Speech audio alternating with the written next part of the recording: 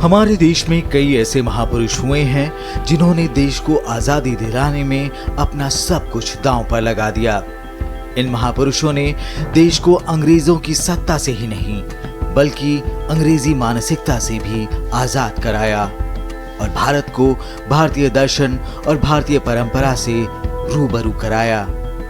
इनमें से कई नेता ऐसे भी थे जो जीवन भर उन मूल्यों की रक्षा और प्रचार के लिए काम करते रहे जिन मूल्यों के आधार पर हमें आजादी नसीब हुई थी। ऐसे ही एक महान स्वतंत्रता सेनानी, समाज सुधारक और राजनेता थे जीवटराम भगवान दास कृपलानी, जिन्हें हम सब आचार्य जेबी कृपलानी के नाम से जानते हैं। कृपलानी ने देश को आजादी दिलाने में महत्वपूर्ण योगदान तो दिया ही, आजादी के बाद भी भारत को विकास के मार्ग पर ले जाने का काम भी उसी जज्बे के साथ बड़ी सरलता और कुशलता से किया। जीवटराम भगवान दास कृपलानी का जन्म 11 नवंबर 1888 में हिंदू क्षत्रिय परिवार में सिंध प्रांत के हैदराबाद में हुआ था। पिता काका भगवान दास सरकारी विभाग में राजस्व और न्यायिक अधिकारी थे। परिवार बहुत बड़ा था। घर में 8 बच्चे थे और जेबी कृपलानी छठी संतान थे। शुरुआती शिक्षा सिंध के स्कूल में पूरी करने के बाद कृपलानी ने आगे की पढ़ाई तत्कालीन बंबई के विल्सन कॉलेज से की। पढ़ाई के दौरान वे अंग्रेजी की कविताओं को खूब पढ़ते और पसंद करते थे, लेकिन गुलामी की वजह से वो अंग्रेजों से बहुत नफरत करते थे। जब वे कॉलेज में थे तभी अंग्रेजों ने बंगाल का विभाजन कर दिया। बंगाल विभाजन की वजह से उनके मन में अंग्रेजों के प्रति क्रोध और भी बढ़ गया। कॉलेज के दिनों में बंगाल विभाजन का विरोध करने की वजह से उन्हें बंबई से हटाकर कराची के डीजे सिंध कॉलेज में पढ़ने के लिए भेज दिया गया ताकि वे वहां रहकर शांति से पढ़ाई कर सकें। हालांकि कुछ दिनों बाद उनका दाखिला पूना के फर्ग्यूसन कॉलेज में हो गया, जहां से 1908 में उन्होंने स्नातक की पढ़ाई पूरी की और 1909 में इतिहास में एमए की डिग्री हासिल की। स्कूली दिनों से ही बाल गंगाधर तिलक के विचारों से प्रभावित कृपलानी एमए करने के बाद भविष्य के बारे में सोच ही रहे थे। तभी एक मित्र के जरिए उन्हें बिहार के मुजफ्फरपुर में स्थित जीबीबी कॉलेज, जो अब लंगट सिंह कॉलेज के नाम से जाना जाता है, में पढ़ाने का ऑफर मिला। कृपलानी ने आवेदन भरा और साल 1912 में उनकी नियुक्ति जीबीबी कॉलेज के इतिहास विभाग में प्राध्यापक के तौर पर हो गई। पतले दुबले शरीर के कृपलानी विचारों से बेहद ही मजबूत और दृढ़ थे। अपने विनम्र स्वभाव और पढ़ाने की अद्भुत कला शक्ति की वजह से विद्यार्थियों के बीच बेहद लोकप्रिय थे। अनुशासन प्रिय कृपलानी कक्षा में जितने सख्त थे उतने ही विनम्र और मिलनसार कक्षा के बाहर थे। यही वजह थी कि बच्चे उन्हें प्यार से दादा कहकर बुलाते थे।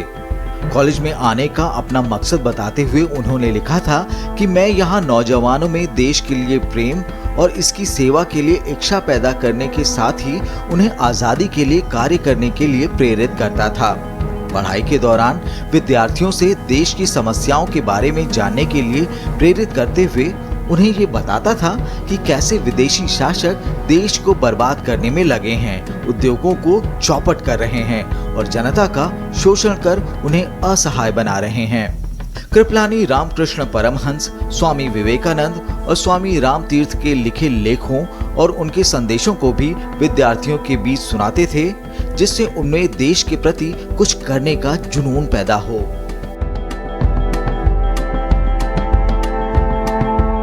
आजादी के दीवाने आचार्य कृपलानी कॉलेज में पढ़ाने के दौरान भी स्वतंत्रता आंदोलन में सक्रिय लोगों की जी जान से मदद करते थे। इनमें बंगाल से आए क्रांतिकारियों को सुरक्षित स्थान मुहैया कराने से लेकर आर्थिक मदद तक शामिल था। आजादी के लिए कुछ कर गुजरने की चाह ऐसी थी कि पढ़ाने के लिए जो भी वेतन उन्हें मिलता उसका एक बड़ा हिस्सा वो राष्ट्र हित में खर्च कर देते थे और मात्र कुछ रुपयों में अपना गुजारा करते थे। साल 1912 से 1917 तक कृपलानी लंगट सिंह कॉलेज में अध्यापन का कार्य करते रहे। जब चंपारण सत्याग्रह के दौरान गांधी जी मुजफ्फरपुर पहुंचे तब कृपलानी से उनकी मुलाकात हुई।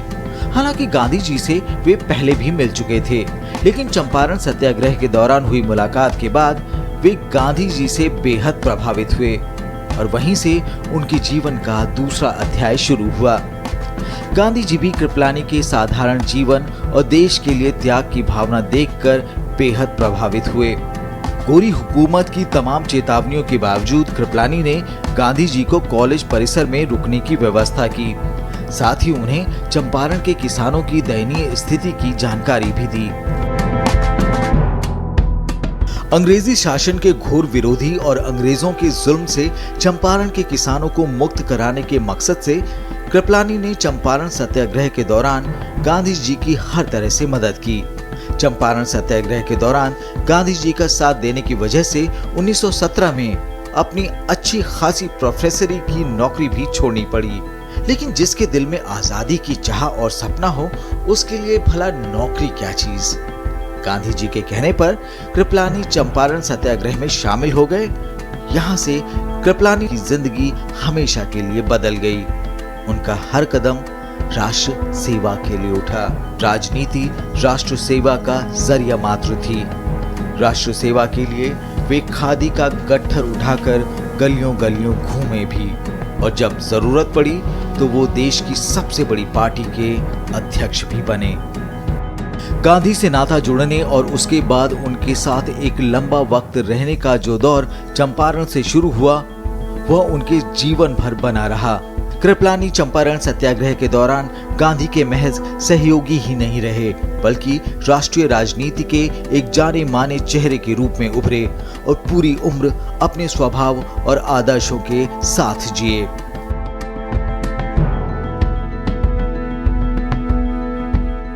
चंपारण सत्याग्रह के बाद साल 1919 में कृपलानी बनारस हिंदू विश्वविद्यालय में इतिहास के प्रोफेसर नियुक्त हुए।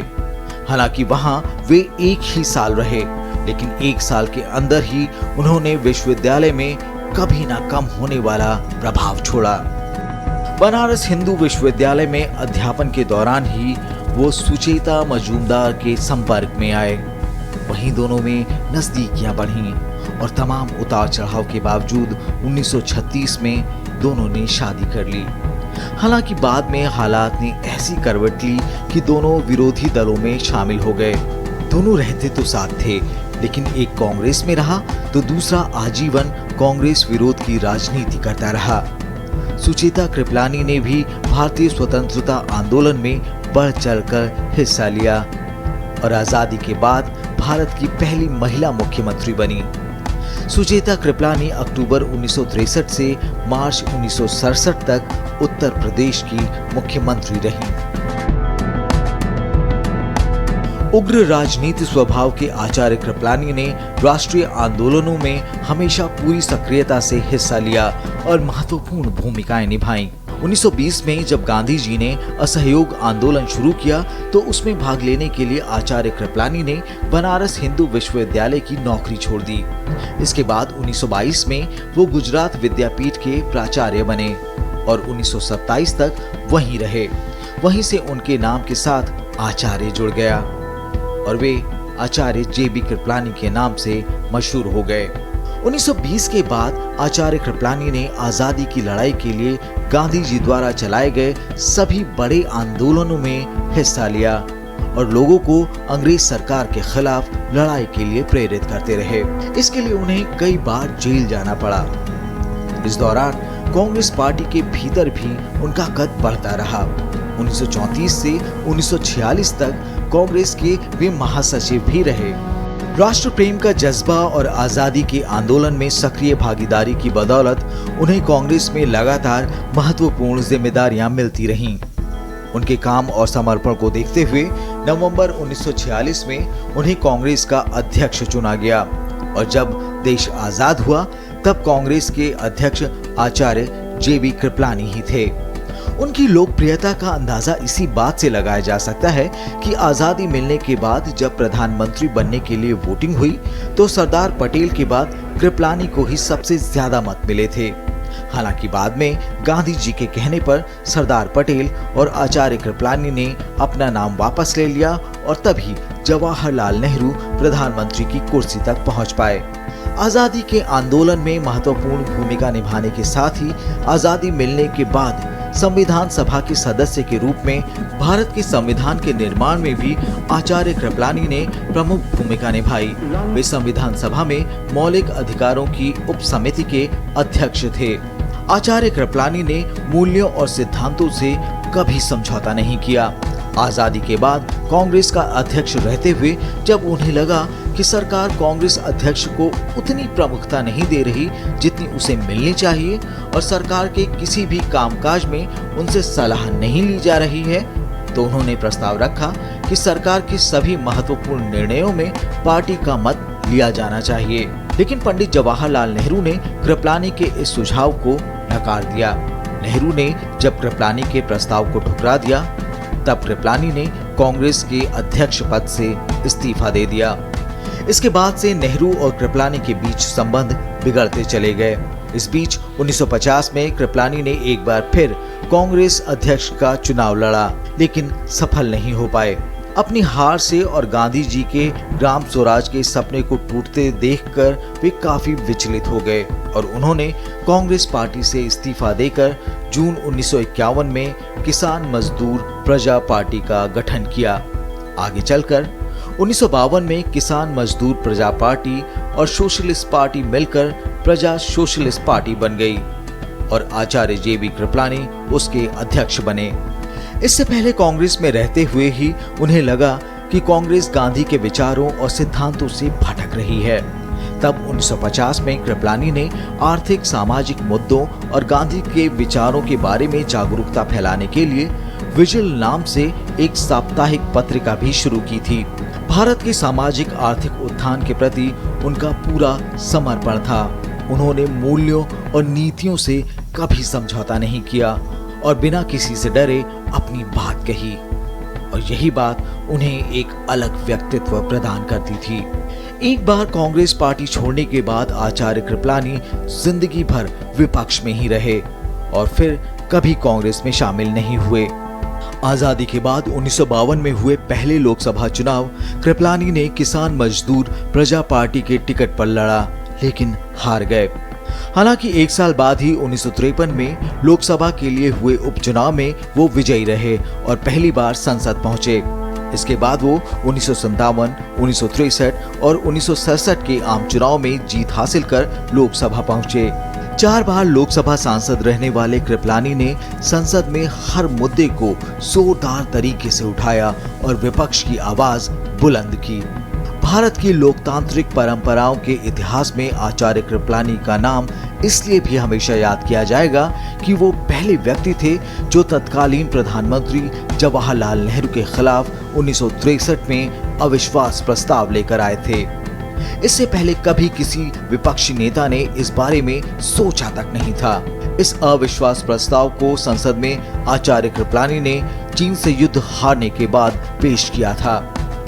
हालांकि कांग्रेस का बहुमत होने के नाते अविश्वास प्रस्ताव गिर गया, लेकिन सांकेतिक तौर पर इसका असर काफी गहरा था। नेहरू की नीतियों और उनके प्रशासन के घोर विरोधी रहे आचार्य कृपलानी ने बाद में निर्दलीय राजनीति करते हुए अपना जीवन सामाजिक कार्यों और पर्यावरण के संरक्षण में लगा दिया। चुनावी राजनीति में बने रहते हुए भी वे धीरे धीरे समाजवादियों के आध्यात्मिक नेता जैसे बन गए। विनोबा भावे के साथ साथ आचार्य कृपलानी भी 1970 के दशक के अंत तक पर्यावरण और अन्य क्षेत्रों के संरक्षण में लगे रहे। पंडित नेहरू की नीतियों में जहां उन्हें गांधीवादी सिद्धांतों से भटकाव दिखता था, वहीं इंदिरा गांधी के शासन में उन्हें लोकतंत्र कम और अधिनायकवाद ज्यादा दिखता था। यही वजह थी कि नेहरू के बाद आचार्य कृपलानी इंदिरा गांधी के भी उतने ही कट्टर विरोधी थे जितने जयप्रकाश नारायण और राम मनोहर लोहिया थे।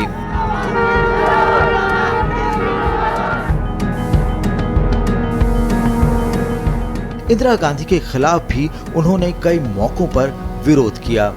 साल 1972-73 के दौरान आचार्य कृपलानी ने तत्कालीन प्रधानमंत्री इंदिरा गांधी की बढ़ती निरंकुश सत्तावादी नीति के खिलाफ अनशन किया।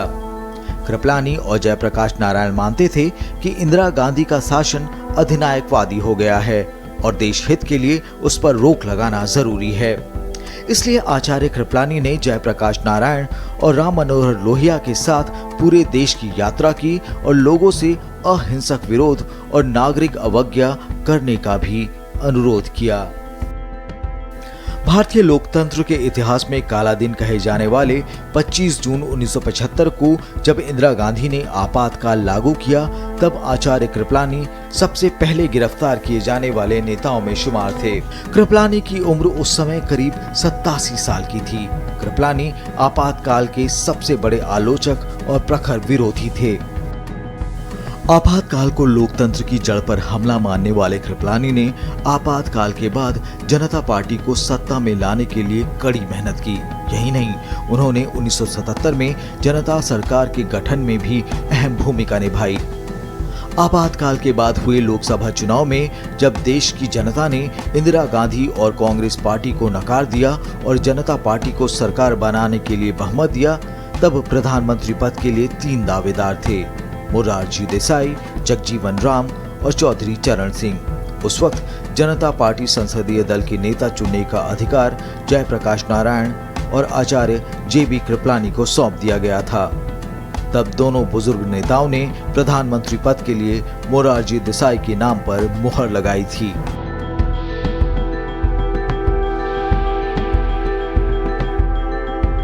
स्वाधीनता आंदोलन में लगातार सक्रिय रहने के बावजूद आचार्य कृपलानी के भीतर का शिक्षक और लेखक हमेशा जिंदा रहे। गांधीवादी दर्शन के एक प्रमुख व्याख्याता के तौर पर उन्होंने गांधी के जीवन दर्शन और सिद्धांत से लेकर राजनीतिक सामाजिक विषयों पर अनेक पुस्तकें लिखी। उनकी लिखी पुस्तकों में गांधी जीवन और दर्शन, गांधी दर्शन, गांधी मार्ग, अहिंसक क्रांति, सर्वोदय और लोकतंत्र, सर्वोदय और पंचवर्षीय योजना, प्रजा socialist party, the future of the Congress, freedom in parallel, all India Congress committee, Indian national Congress, politics of चरखा, वर्ग संघर्ष, 54वें कांग्रेस अधिवेशन का अध्यक्षीय भाषण, तिब्बत योजना, गांधी की कसौटी पर, गांधी एक राजनैतिक अध्ययन। इन सब के अलावा अपने आखिरी दिनों में उन्होंने अपनी आत्मकथा माई टाइम्स लिखी। माई टाइम्स में आचार्य कृपलानी ने भारत को विभाजित करने की योजना स्वीकार करने के लिए गांधी जी, लोहिया और खान अब्दुल गफ्फार खान को छोड़कर बाकी सभी कांग्रेस नेताओं को देश के विभाजन के लिए जिम्मेदार ठहराया है। करीब 7 दशकों तक राजनीति में सक्रिय रहते हुए आचार्य कृपलानी ने परिस्थितियों से कभी समझौता नहीं किया। यहाँ तक कि जिस पार्टी में रहकर आधे से अधिक जीवन गुजार दिया, उससे भी विचारों में समझौता नहीं किया। लेकिन जब लगा कि शरीर थक रहा है, तब उन्होंने राजनीति से संन्यास लेने की घोषणा की। 90 साल की उम्र में जब 1978 में आचार्य कृपलानी ने राजनीतिक जीवन से संन्यास लेने की घोषणा की, वो भी शर्त के साथ थी। उन्होंने कहा था कि यदि जनता को जरूरत पड़ी तो मैं फिर से राजनीति के मैदान में कूद पड़ूंगा। आचार्य कृपलानी का देश सेवा का ये जज्बा उन्हें महान देशभक्तों की पहली कतार में खड़ा करता है। हालांकि राजनीति से संन्यास लेने के 4 साल बाद ही 93 साल की उम्र में 19 मार्च 1982 को इस महान राजनेता और देशभक्त का निधन हो गया। उनके निधन के बाद उन्हें सम्मान देने के लिए 1989 में भारतीय डाक विभाग ने उनकी स्मृति में एक डाक टिकट जारी किया।